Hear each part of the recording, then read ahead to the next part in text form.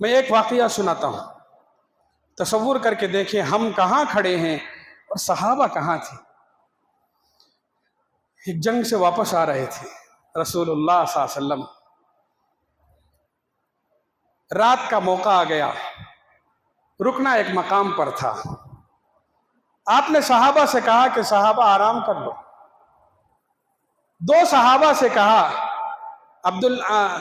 عمار ابن یاسر اور عباد ابن بشر، دو صحابہ سے کہا کہ آج رات تم دونوں مل کر ہم سب کی نگرانی کر لو گے، ہم سو جائیں گے، باہر کے حملوں سے کسی بھی خطرے سے تمہیں جاگ کر رات گزارنا ہے، رہو گے؟ عباد ابن بشر اور عمار ابن یاسر نے کہا سعادت کی بات، خوشی کی بات ہے، ہم جاگیں گے انشاءاللہ، آپ آرام فرمائیں۔ قبول ہو گیا۔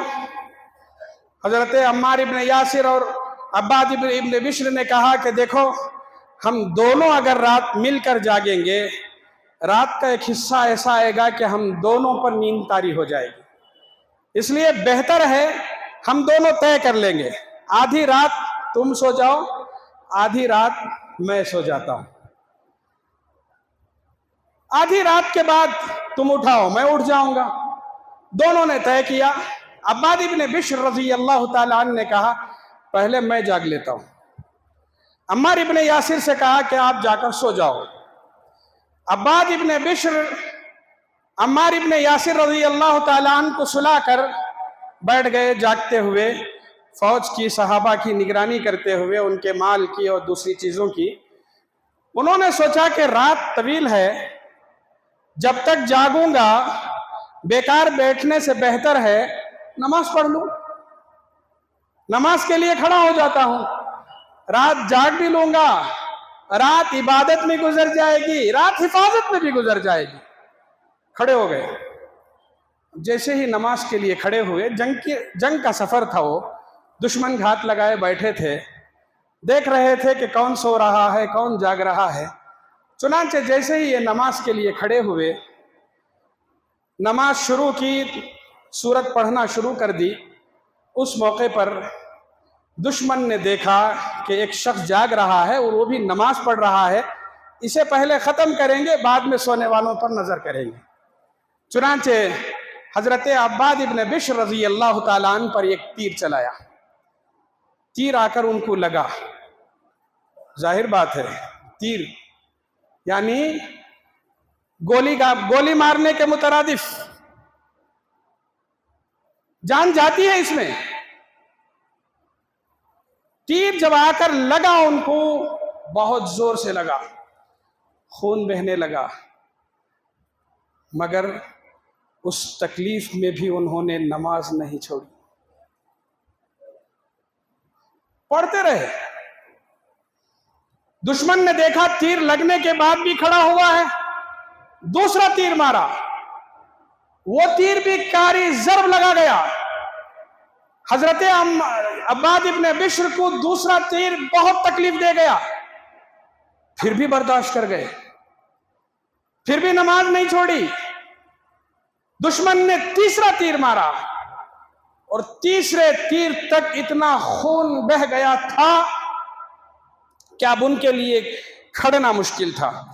ان کے دل میں خیال آیا اگر مجھے مزید تیر لگے، میں بے ہوش ہو گیا تو پھر پوری فوج خطرے میں رہے گی، لہٰذا انہوں نے نماز چھوڑی اور برداشت کرتے ہوئے عمار ابن یاسر کے پاس پہنچے، ان کو اٹھایا اور ان سے کہا کہ میں تکلیف میں ہوں، اٹھو۔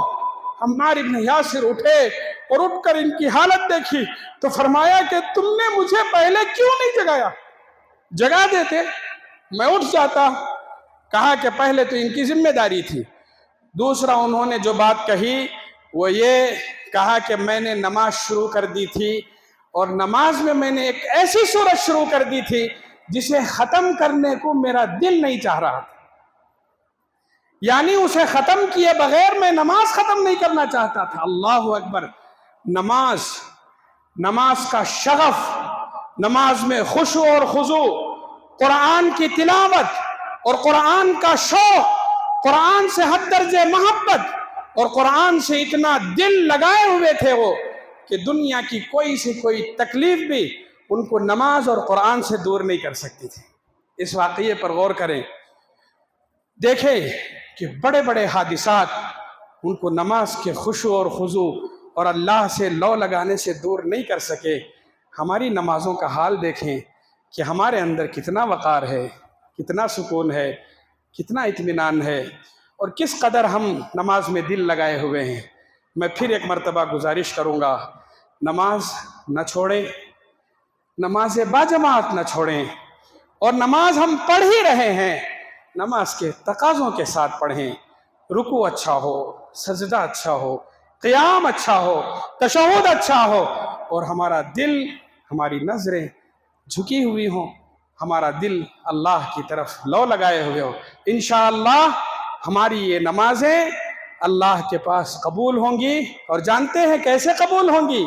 کہا جن لوگوں نے خشوع اور خضوع کے ساتھ نماز پڑھا ان لوگوں کو اللہ جنت دیں گے، اور جنت میں بھی جنت الفردوس دیں گے۔ اولئک هم الوارثون الذین یرثون الفردوس ہم فیہا خالدون۔